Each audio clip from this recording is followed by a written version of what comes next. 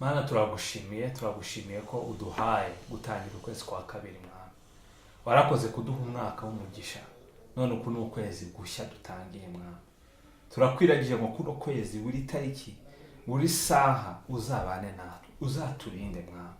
Turagushimiye kubw'igihugu cyacu mwana. Turagushimiye kubw'intwari zitangiye kino gihugu mwana. Uyu munsi turazibuka, uyu munsi turaziha agaciro, ariko kandi turagushimira kubwazo. Warakoze kuziha umutima wo kwitangira igihugu cyacu.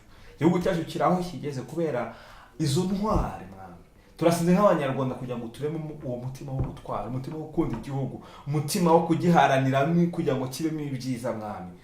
Data ndasenze kugira ngo izo mbaraga niwe uzitanga ziranga ubuzima bwacu. Urakoze mwami, urakoze ko uremye umutima w'ubutwari mu banyarwanda. Urakoze mwami yuko igihugu cyacu ugifitiye ejo heza hakomeye kandi hatangaje, kandi nitwe uzakoresha mwami. Icyo n'amashimwe bibe byawe kuko imigambi myiza dufitiye mu izina rya Yesu. Amen.